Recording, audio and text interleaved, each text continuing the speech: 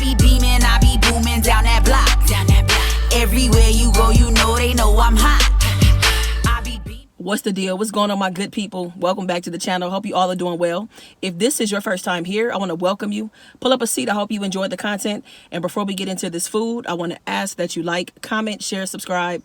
Go ahead and tap that bell while you're at it so you're notified anytime I drop a brand new video, go live, or schedule a premiere.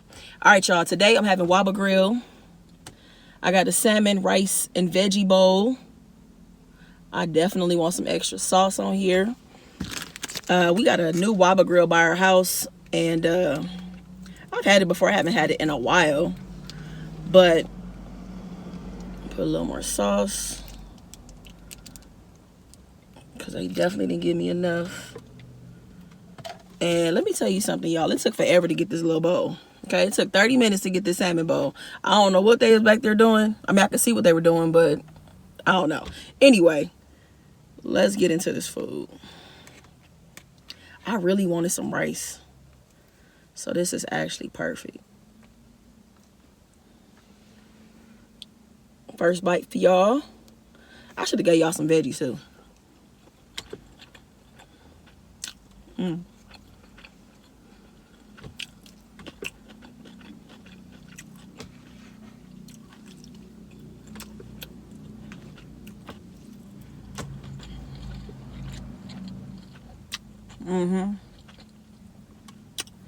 This is so good.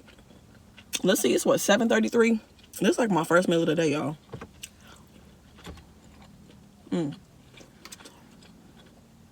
It sure is. It's good too.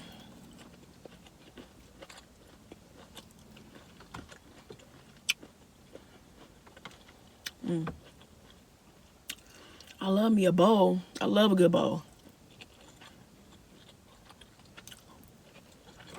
Also, they gave me a drink for my weight. So I got like this pomegranate tea. I think it's tea. It's good.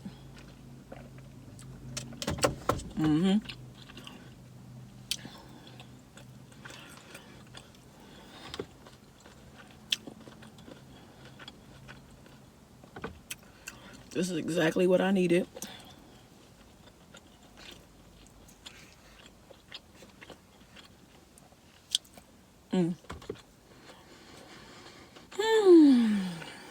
So what's up, y'all? How y'all doing? How y'all feeling?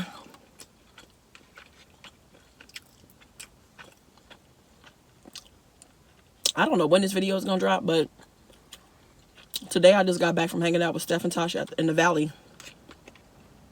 While Tasha was working on a project, I went out there for a couple days. And so I'm gonna put the link here for a vlog. I dropped a vlog.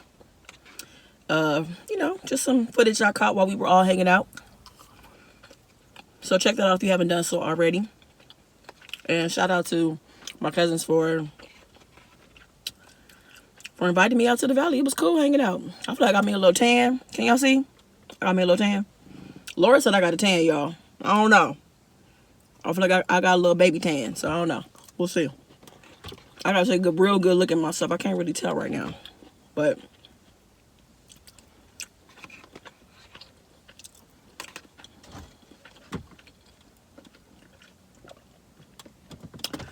yo, I'm gonna do a short story time today, and then a long. So I'm thinking it's gonna come out on Tuesday. Short story time today, and a long story time on Thursday. Okay.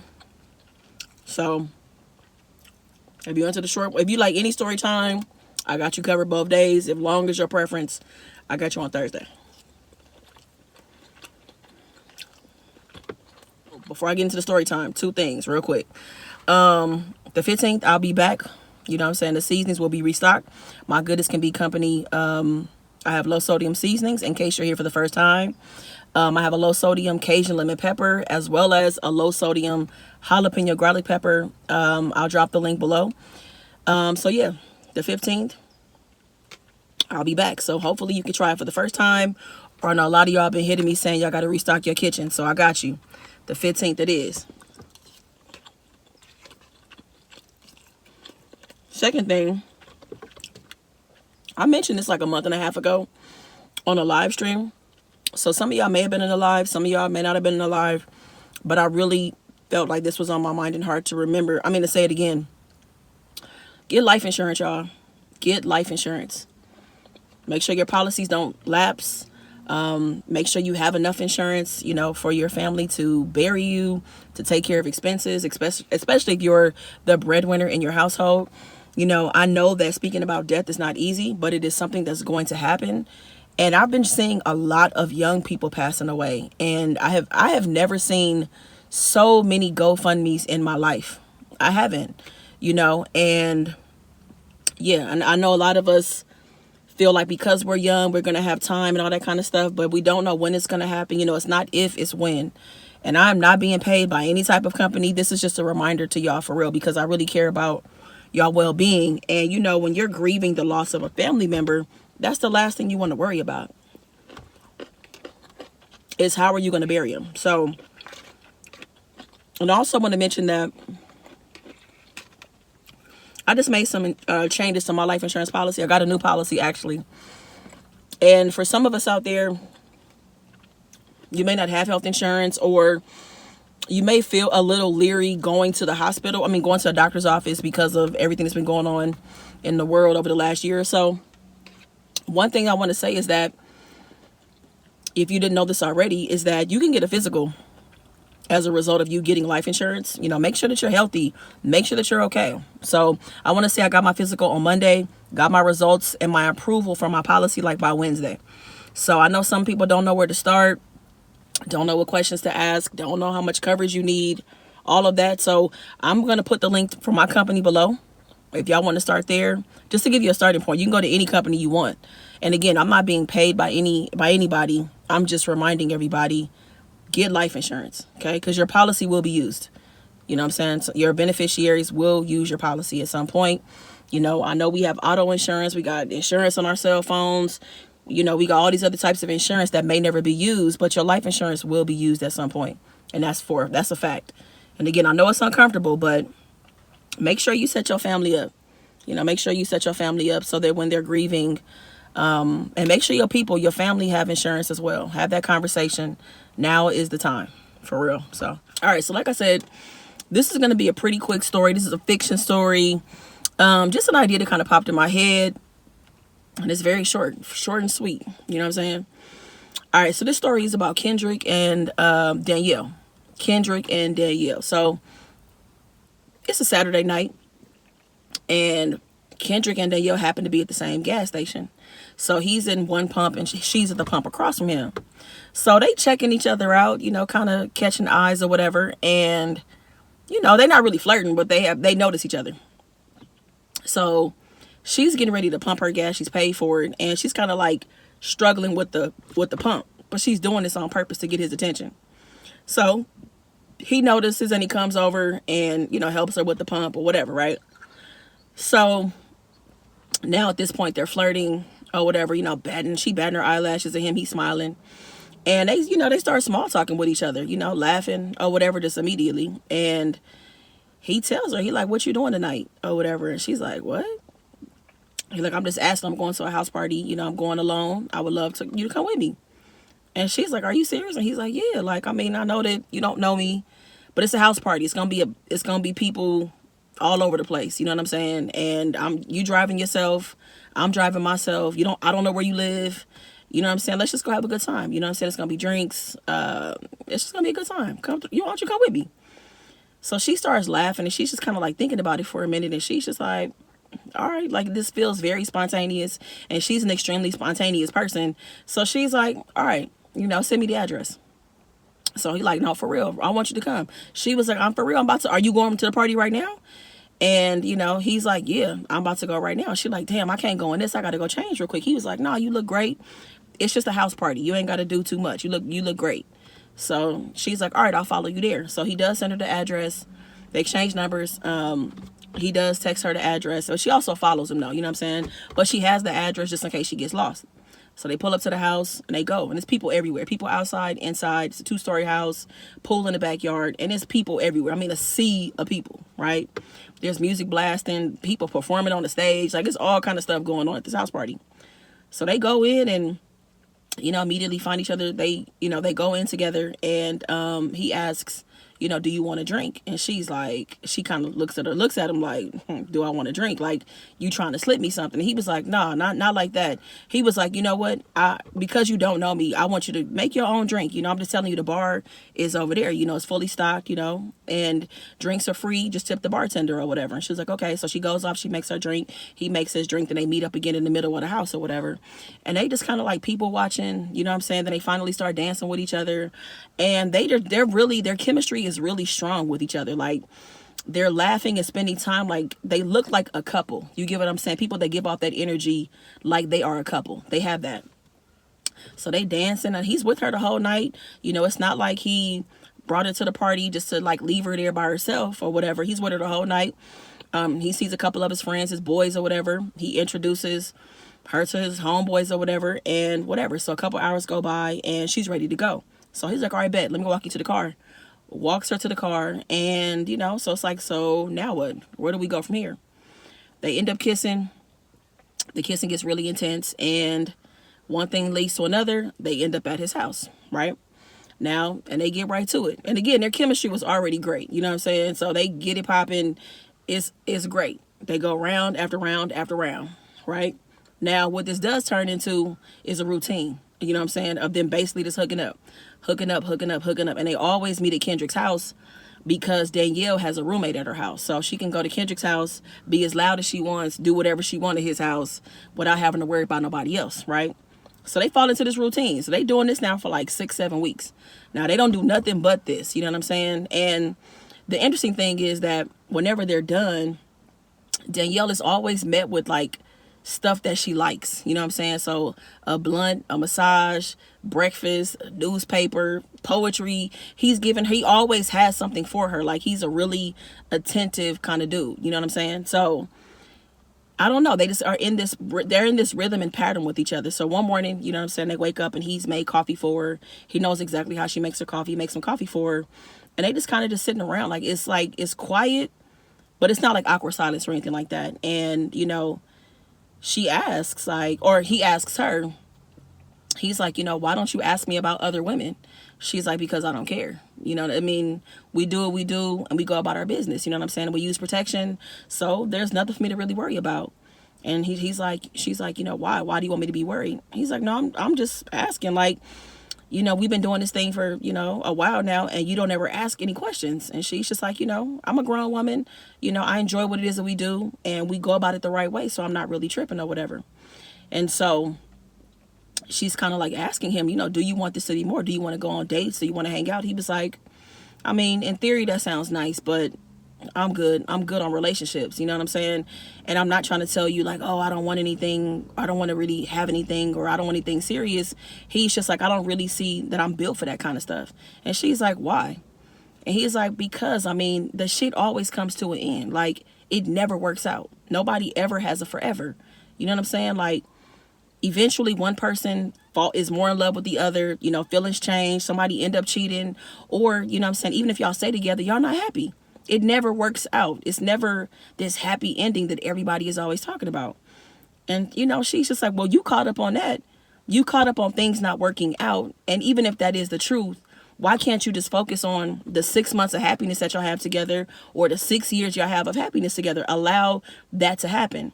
He's like, nah, like, I'm not built for that. I'm not built for, you know, me giving my all to somebody and it just not working out. Like, I feel like I would never recover from that. And so she's just like, okay, I mean, I respect your decision. You know what I'm saying? Whatever the case may be. So she's like, same time tomorrow? He's like, yeah. So next day rolls around. They meet up at the same time. It's always like around 11, 12 o'clock, right? So this time when she comes to the door, you know, she knocks like she usually does. And she always texts him too, letting him know that she's on the way. She never just shows up, even though they do this all the time. She always says, I'm on the way. So she knocks on the door and he tells her, close your eyes. And she's, you know, he makes her promise, are your eyes closed? She's like, yeah. Are you promise you're not peeking? She was like, I promise I'm not peeking. So he grabs her hand and guides her into the house or whatever, to his apartment. And when she opens her eyes, he has a birthday cake for her. You know, there's candles lit, and he sings happy birthday to her. And she is impressed. Like, what? You know what I'm saying? Like, okay. Like, he has all the elements of, like, somebody that wants to be in a relationship. He's very attentive. He's in tune. He pays attention to all the small details and shit like that. And she's like, well, how did you know it was my birthday?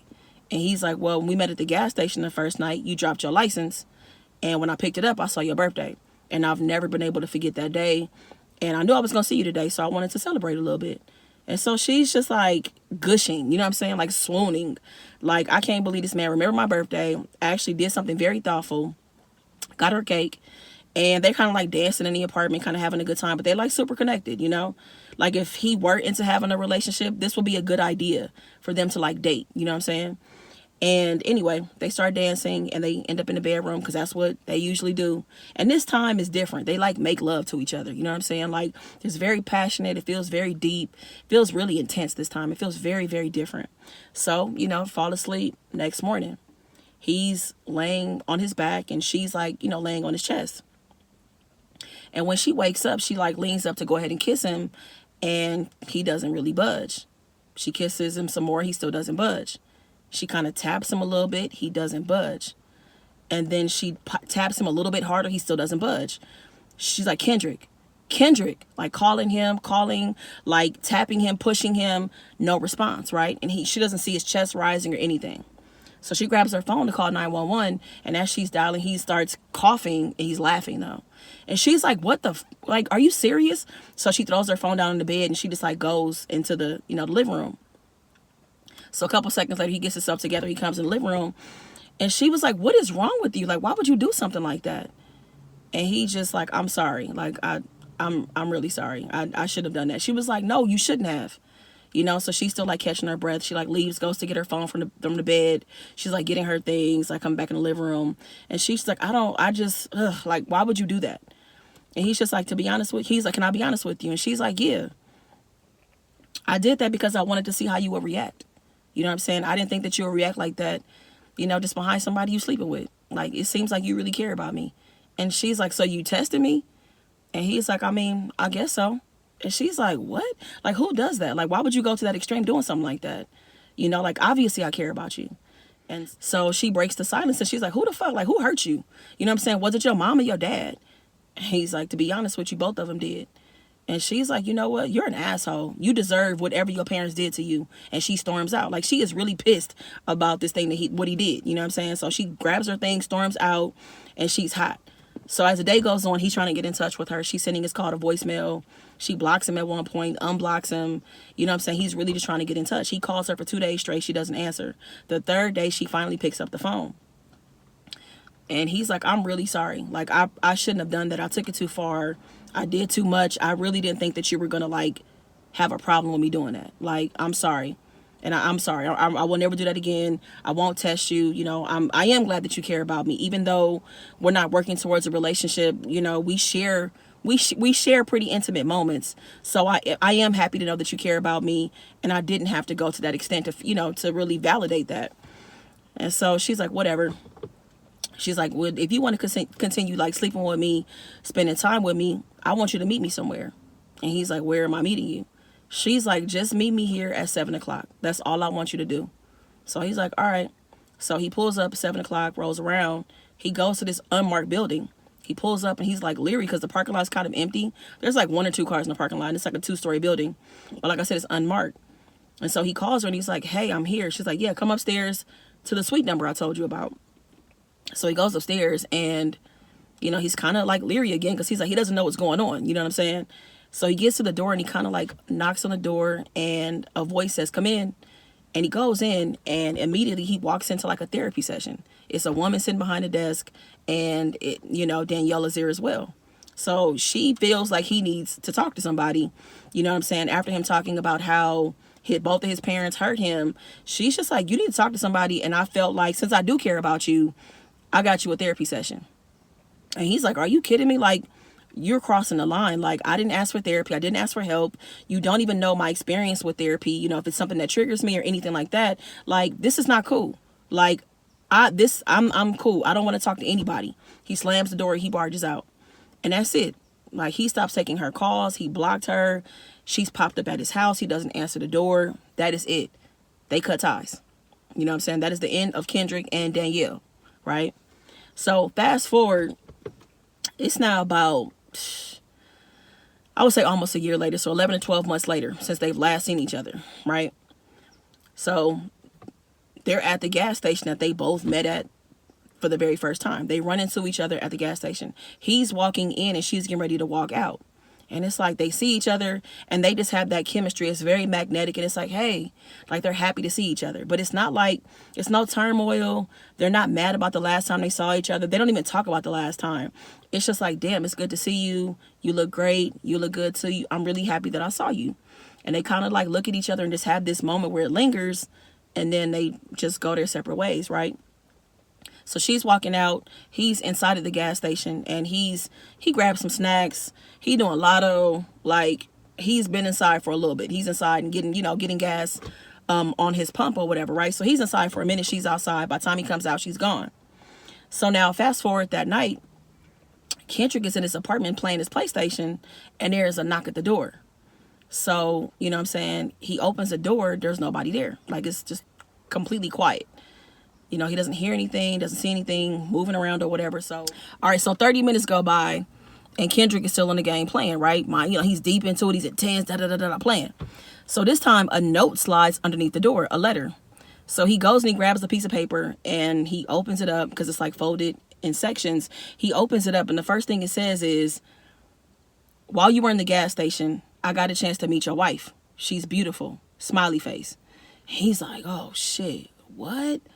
He continues reading on and it says, P.S. Here's a little something if she ever decides to leave you. And so he opens the door, a little something. What do you mean? So he opens the door. It's a baby. A baby is sitting in like a little carrier. And he's like, oh shit. And he continues reading the letter. The letter says, go ahead and get tested. She's definitely yours or whatever, right? So he grabs the baby, pull her inside the house. And he's just processing. This is how he found out that he had a baby. So that's the end and how it ends.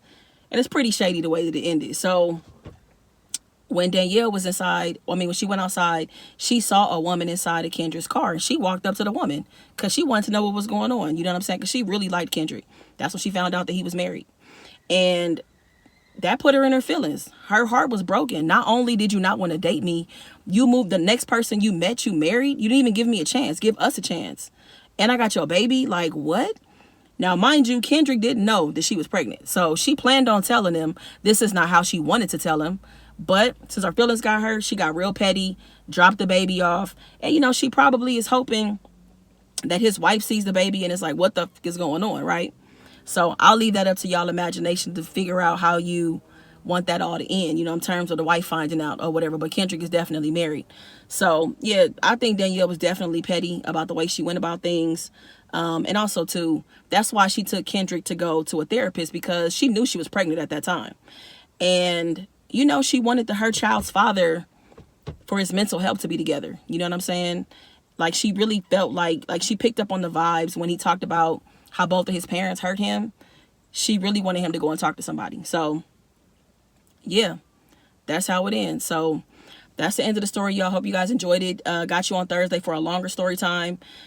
I'm hoping this one has something to do with like mystery and obsession, but I'm not done putting it together yet. But either way, a story time, a longer one on Thursday. So thank you guys so much for watching. I appreciate you. Meet me in the comments. Please give this video a thumbs up and make the best of the day, y'all. Be good to yourself. Peace. I be beaming, I be booming down that block. Everywhere you go, they